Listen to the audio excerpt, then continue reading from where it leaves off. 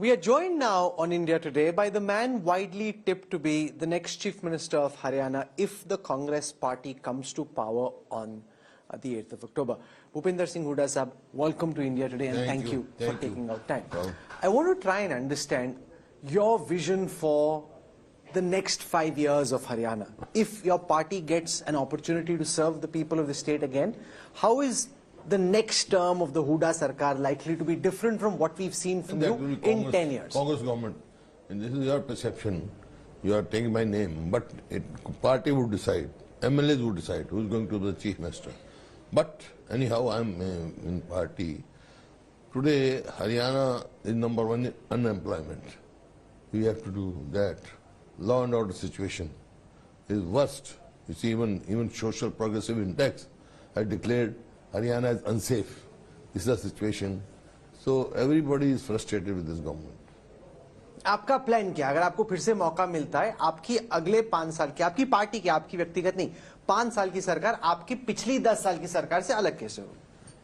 नहीं, हमके जो हमारी पिछली उसमें 10 साल में तो इन्वेस्टमेंट लेके आए हम। 70% जापान की इन्वेस्टमेंट हरियाणा में थी। तो you have to bring investment, you have to give employment, you have to create opportunities for employment.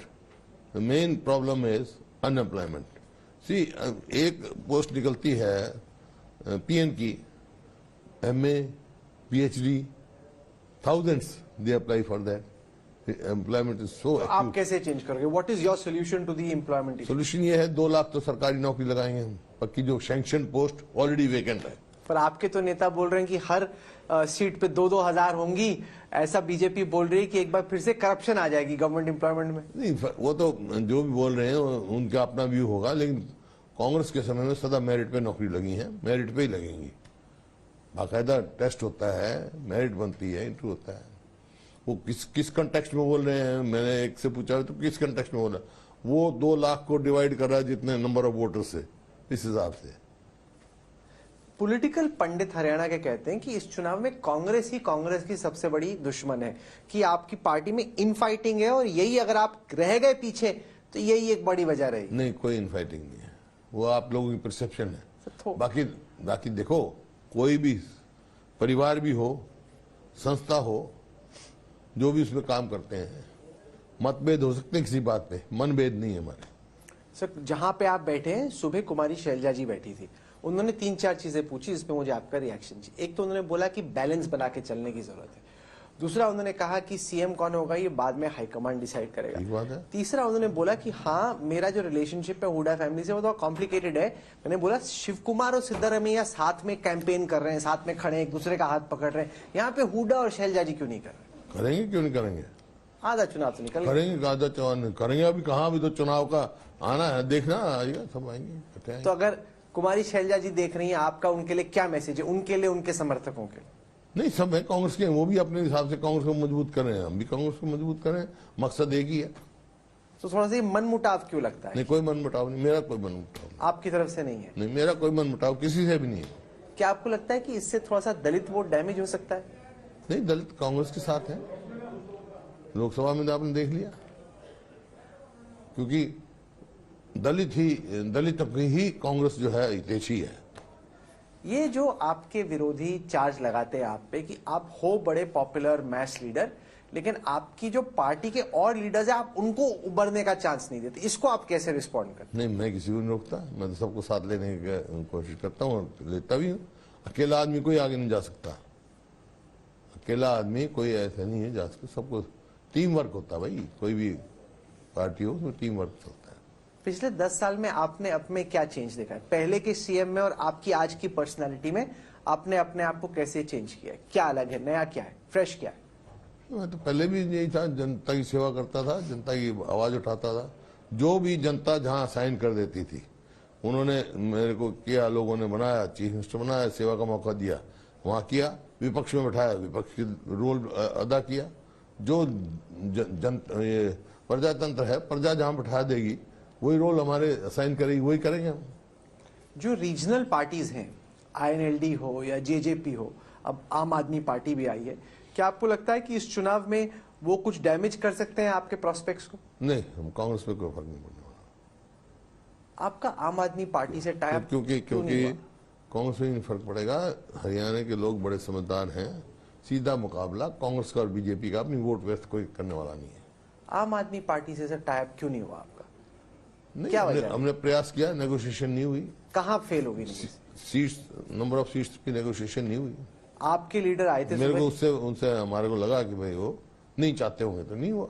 आपके लीडर आए, वो कह रहे हैं आप जो एकदम हारी हुई सीटें थी वो उनको दे रहे थे, कोई कायदे की सीट नहीं दे रहे थे। नहीं, ऐसी कोई बात नहीं। जो वाजिब थी, जो बात थी उनके।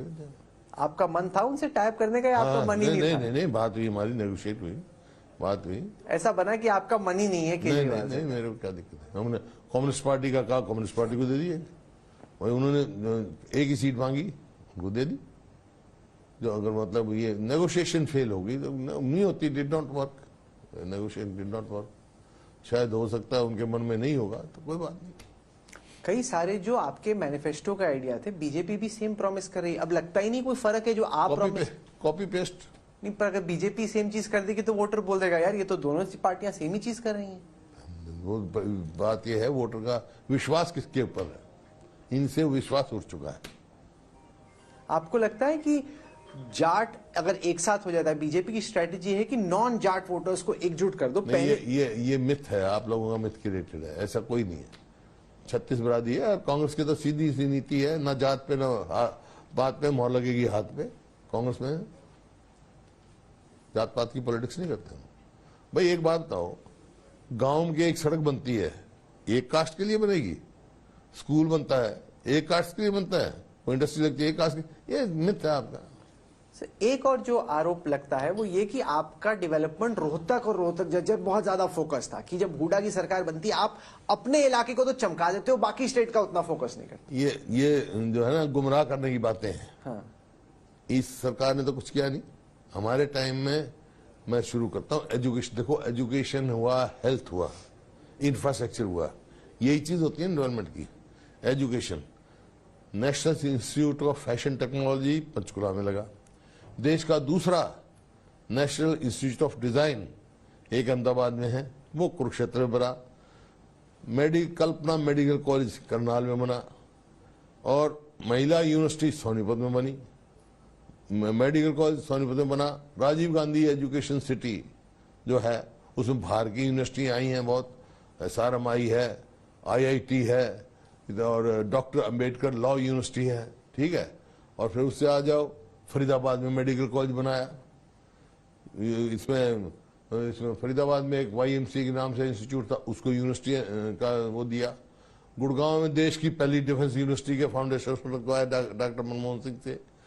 और रिवाड़ी में इंदिरा गांधी के नाम से यूनिवर्सिटी बनाई, सैनिक स्कूल बनाया। महेंद्रगढ़ में सेंट्रल यूनिवर्सिटी लेके आए। भिवानी में चौधरी बंसीलाल के नाम से यूनिवर्सिटी बनाई।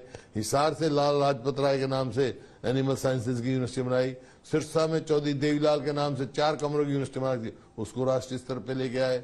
झज्जर में एम्स आया, IIM आया रोहतक में। और आपका देखो ना, जींद में चौधरी सिंह के नाम से यूनिवर्सिटी। कोई एरिया देखो आप, मेडिकल कॉलेज में हमारी सरकार आई उससे पहले, 2005 से पहले, हरियाणा बनने से पहले भी एक ही मेडिकल कॉलेज था रोहतक में। हम 6 मेडिकल कॉलेज मैं बना के गया, हमारे संस्थाएं में बना। पहले इंजीनियरिंग कॉलेज के लिए भी हमारे बच्चे को या तो कर्नाटक जाना पड़ता था या महाराष्ट्र से जाना था। अब वो स्थिति नहीं है, एजुकेशन हब बना हुआ है। इंफ्रास्ट्रक्चर देख लो आप, 81 किलोमीटर मेट्रो लाइन हमने बिछाई, दिल्ली से बल्लभगढ़, दिल्ली से गुड़गांव, दिल्ली से बहादुरगढ़। इन्होंने एक पोल लगाया हो तो बता दो 10 साल में, एक पोल कब बढ़ाया हो तो। रेलवे लाइन 250 किलोमीटर बिछाई या मंजूर कराई, इनने 1 इंच मंजूर कराई हो या एक बिछाया हो।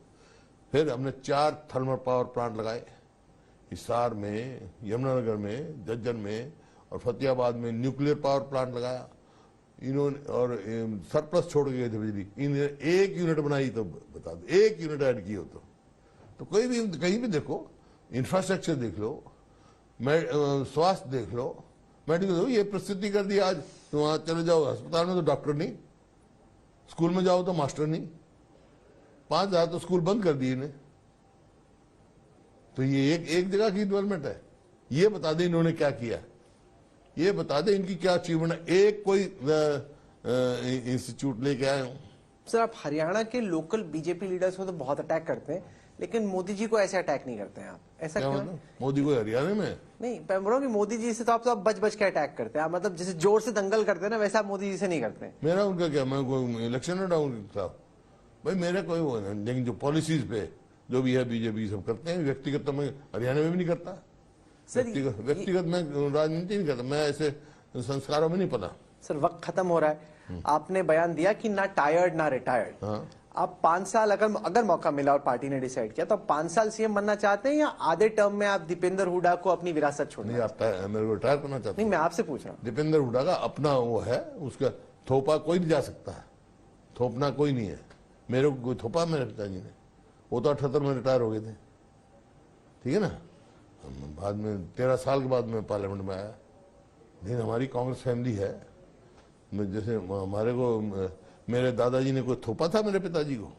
मेरे दादाजी बड़े लीडर थे, मेरे पिताजी में काबिलियत थी, उन लोगों ने अडॉप्ट किया। मैंने करीब, हालांकि सबसे पहला इलेक्शन मेरे सबसे बड़े भाई इलेक्शन लड़े थे, उन्हें छोड़ दिया, लोगों ने मेरा साथ दिया, मेरे को मौका मिला। बाकी दीपेंद्र मेहनत करेगा तो उसकी है, और कोई आगे आएगा उसका है। अभी नहीं, मतलब बाद में जब भी होगा, जब मतलब थोपा। आपका प्लान नहीं है मिड टर्म ट्रांसफर? मेरा प्लान थोपने का नहीं है, किसी का भी। थोपना प्रजातंत्र में थोपा नहीं जाता। जो ये कहते हैं परिवारवाद होता है जो थोपा जाए, जो लोगों की मर्जी के खिलाफ किया जाए। लोगों की मर्जी होगी तो जो आगे जाए, जिसको जाना हो जाएगा। अभी बड़ा आपका बिजी टाइम चल रहा है, इतनी कैंपेनिंग के बीच में आपने हुड्डा साहब हमारे वक्त निकाला, बहुत बहुत शुक्रिया आपका। धन्यवाद। हमारी शुभकामनाएं। धन्यवाद। Thank you so much.